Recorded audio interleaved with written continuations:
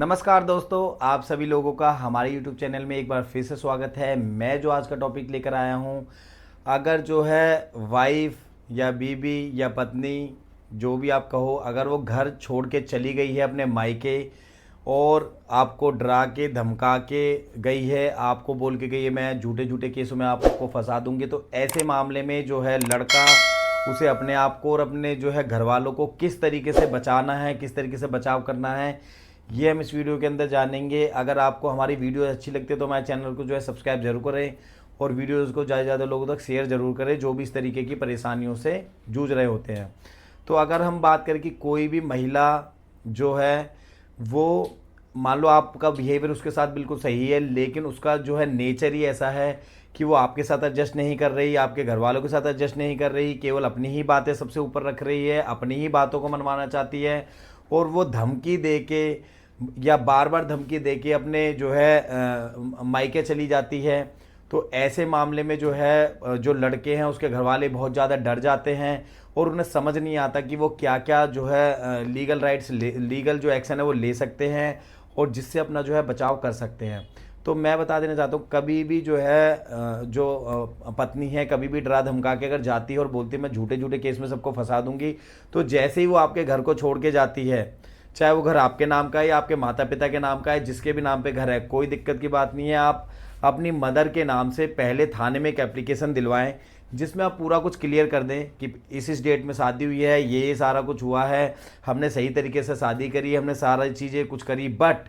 ये जो लड़की है ये किसी भी तरीके से हमारे साथ घुल मिल नहीं रही और हमें मेंटली फिजिकली टॉर्चर कर रही है। इससे रिगार्डिंग, इससे रिलेटेड अगर आपके पास वीडियो है या ऑडियो है या कोई सबूत है, उसे आप अपने पास रखें, उसे भी आप वहाँ लगा सकते हैं और थाने में लगा दे कि ये जो बहू है ये सास लिखेगी, ये उसके साथ मारपीट करती है, गाली गलौज करती है, ससुर के साथ करती है, सबके साथ लिखती है, लेकिन कंप्लेन जाएगी सास के थ्रू। और जब वो अपने घर चली गई तो उसमें आप सारा लिखवा दे कि अपना जो भी स्त्री धन वगैरह ले गई और हमारे यहाँ से जो हमारे यहाँ का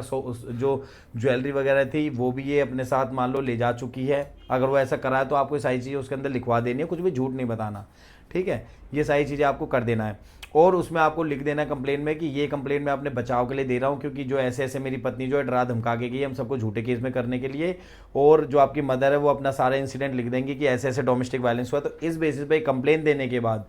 फिर कंप्लेन आपने दे दी, अगर आप इसको और आगे करना चाहते हैं, मान लो आपने डिसीजन ले लिया कि आप कोर्ट का भी रास्ता वो करना था, अगर आपने दे दी तो कंप्लेन आपको जो है सेव करेगी आगे चल के अगर वो कोई भी केस करती है। लेकिन अगर आप चाहते हैं नहीं अब हमारी इससे बात नहीं बन पाएगी और कुछ नहीं हो पाएगा, तो आप मदर के बिहाफ पे कोर्ट में डोमेस्टिक वायलेंस जो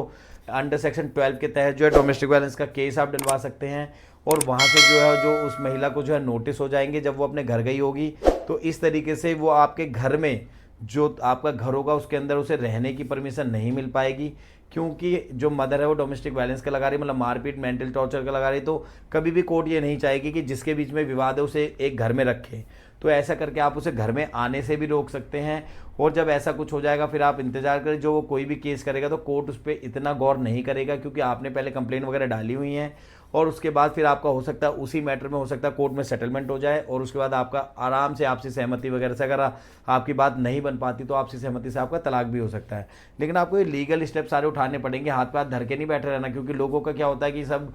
ये सलाह देते हैं कि जो लड़का है उसे पहले कोई केस नहीं करना चाहिए या कुछ नहीं, तो आप अपनी मदर के थ्रू करा के और इस तरीके से आप चल सकते हैं। और ये भी बहुत देखा जाता है कि लड़कियों को पहले केस नहीं करना चाहिए, ऐसा कुछ नहीं। अगर आपको आपका सबूत है, एविडेंस है जिसमें आप अपनी पत्नी के खिलाफ सारी चीज़ें प्रूफ कर सकते हैं, तो आप पहले केस डाल सकते हैं। केस पहले डालने और बाद में डालने से कोई फर्क नहीं पड़ता, जज साहब ये सारी चीज़ें देख के ही ऑर्डर करते हैं। अगर वीडियो अच्छा लगा हो तो इस चैनल को ज़्यादा से ज़्यादा लोगों तक जो है शेयर करें और वीडियो को लाइक करें और हमारे चैनल को सब्सक्राइब करना बिल्कुल भी ना भूलें। धन्यवाद दोस्तों।